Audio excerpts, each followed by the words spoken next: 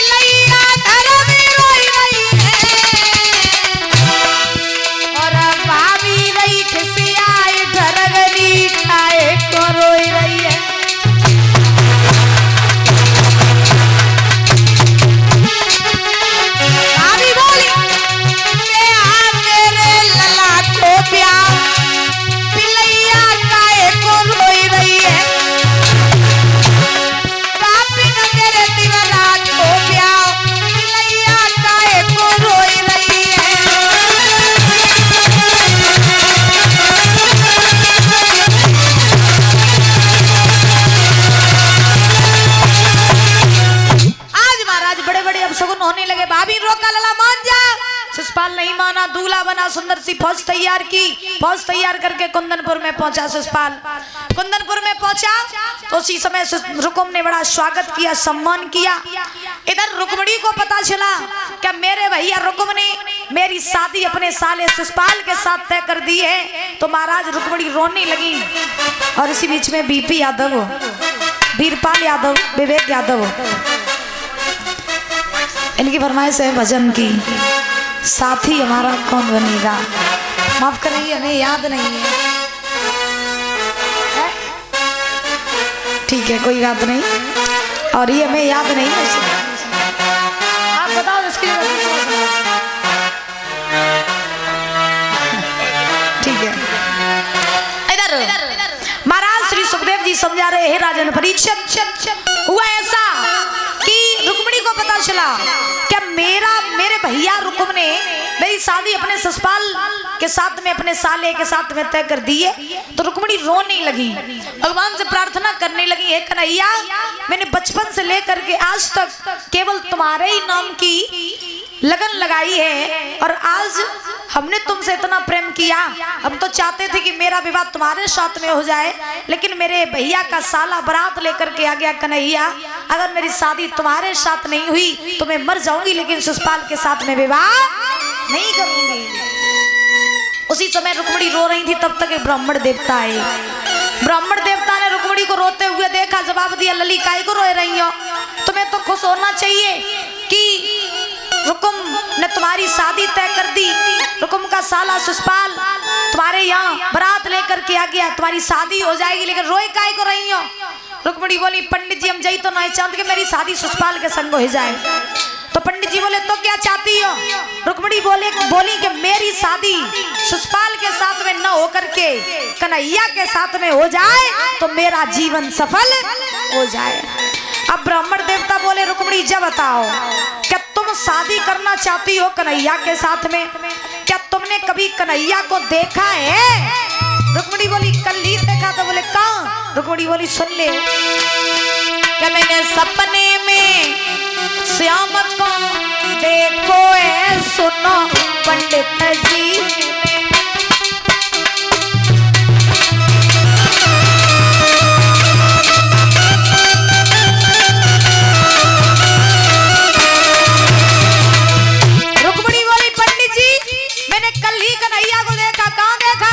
सपने में देखा, मैंने सपने में श्याम को देखो है, सुनो पंडित जी।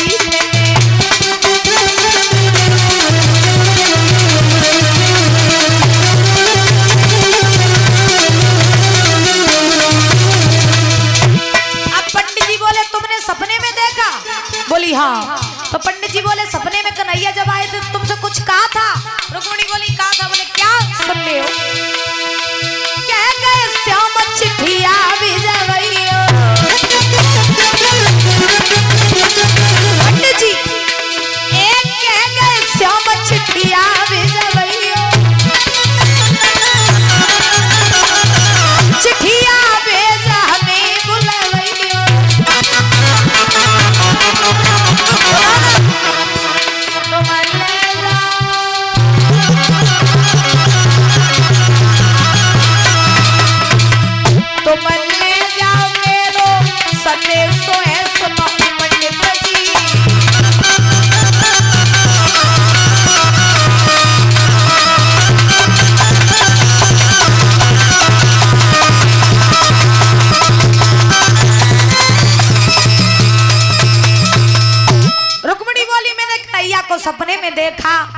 जी बोले तुमसे कहा था कुछ? रुक्मिणी बोली कहा था। क्या कहा था? बोली ये कहा था कि हे रुक्मिणी तुम किसी के हाथों द्वारका पत्र भिजवा देना, और तुम जब पत्र भिजवाओगी तो मैं कुंदनपुर में तुम्हें लेने के लिए आ जाऊंगा। तो पंडित जी बोले तो देरी काय बात की कर रही हो, पत्र भिजवाए ना द्वारका में। तो रुक्मिणी बोली पंडित जी पत्र लेको जाइए। तो पंडित जी बोले कोई बात नहीं, पत्र तुम लिख दो, पत्र मैं तुम्हारा पहुंचा दूंगा द्वारका में। उसी समय महाराज ध्यान रखना, आज रुक्मिणी ने पत्र लिखा और पत्र में लिख दिया कि हे कन्हैया अगर तुम मुझे लेने के लिए ना आए तो मैं मर जाऊंगी, जीवित नहीं बचूंगी, लेकिन विवाह करूंगी तो केवल केवल तुम्हारे ही साथ में करूंगी। उसी समय आज पंडित जी चले, वृद्धावस्था है पंडित जी के ऊपर, वृद्ध हैं। महाराज पत्र लेकर के जा रहे हैं, रास्ते में चलते गए चलते चलते जो रास्ते में पहुंचे परीक्षित महाराज, सो पंडित जी को भूख लगी आई। और जब भूख लगी तो पंडित जी सोचने लगे कि द्वारका यहाँ से काफी दूर, और अगर हमने कुछ खाया पिया नहीं और आराम नहीं किया तो क्या पता हम ही लुढ़क गए, तो पत्र यहीं पड़ो रही है, फिर पत्र पहुंचाएगा कौन द्वारका तक। तो पंडित जी सोचने लगे कि पहले आराम कर लें। सो पंडित जी ने एक सुंदर सा बाग देखा, बाग। मैया कहाँ ध्यान है आप लोगों का? है नींद आ रही का? है? नींद आ रही का? किस किस को आ रही है नींद?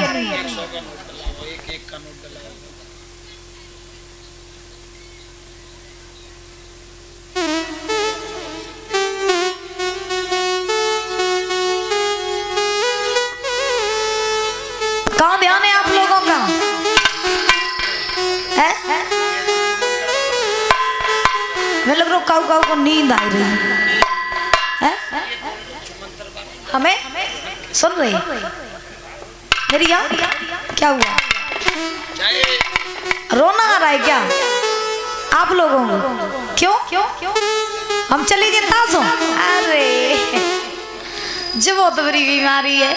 अब हम तो जाएंगे, हम वैसे अभी नहीं जा रहे, 2-4 दिन रुक के जाएंगे,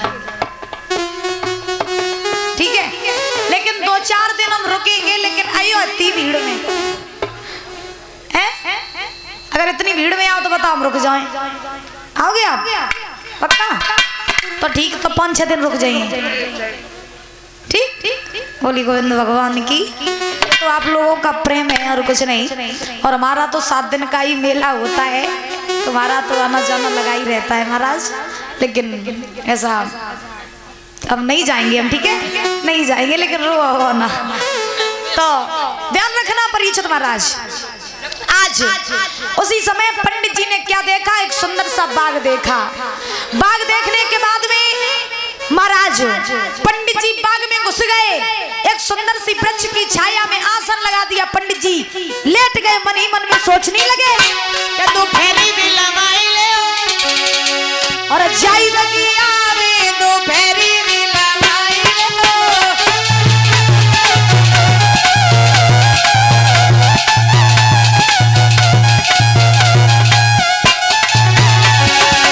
पंडित जी सोचने लगे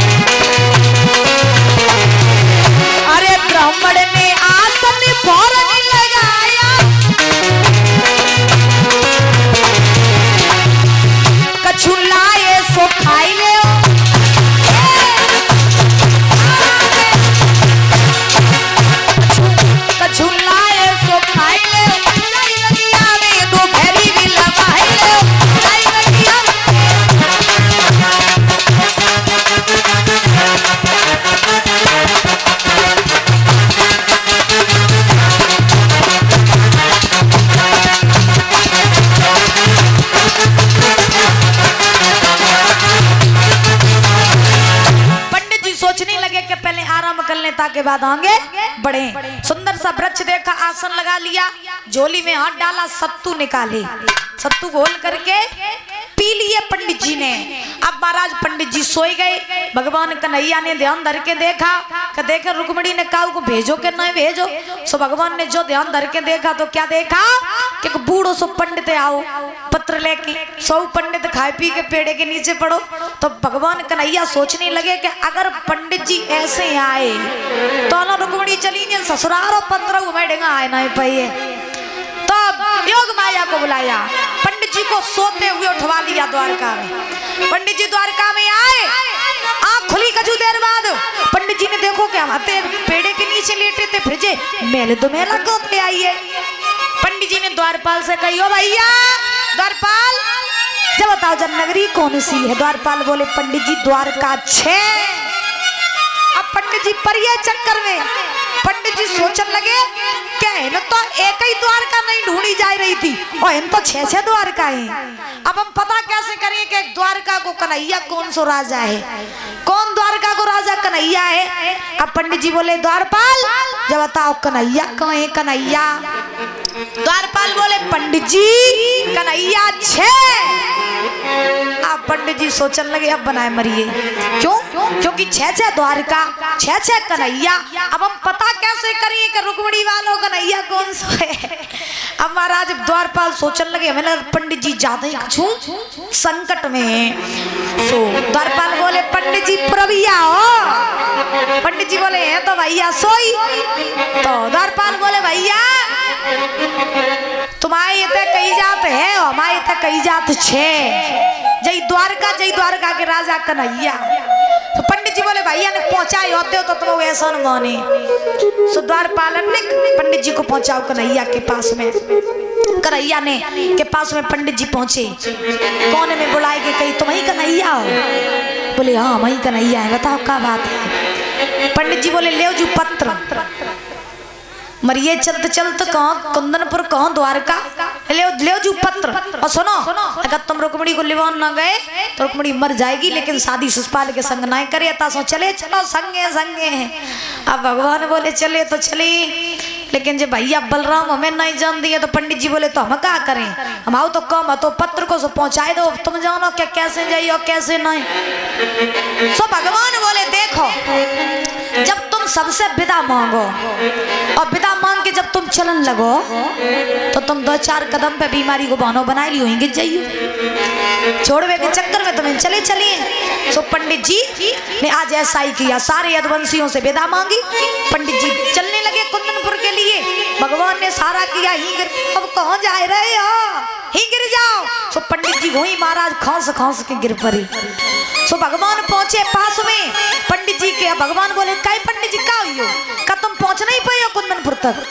अब पंडित जी बोले कन्हैया कतई नहीं पहुंच पाए, तुम हमें छोड़ दो चले कुंदनपुर तक, न ऐसा हो कि हम रास्ते में मर जाएंगे।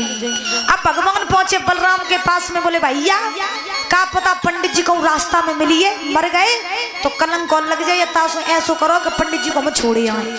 अब बलराम जी बोले अगर तुम जाओ चाहते हो तो चले जाओ, लेकिन आधी दूर तक छोड़े आइयो, तुरंत वापस लौटे आइए। अब बलराम जी जा थोड़ी नहीं जाना था कि दूसरी लीला करने जा रहे। हाँ तो भगवान ने बिठा लो पंडित जी को उल्टो सीधो रथ में बिठा लो और रथ भगाने लगे। प्रभु इतनी तेज रथ भगाया, इतनी तेज रथ भगाया कि वो रथ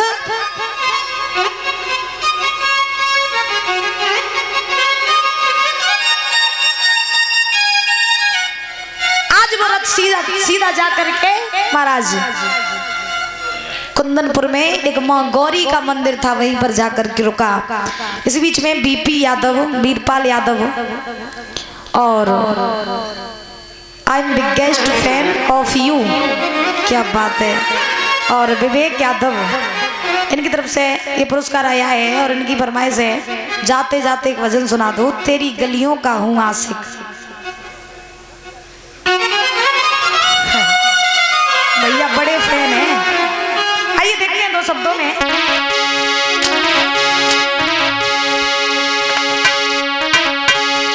कि तेरी गलियों का हूँ आशिक और तू एक नगीना है।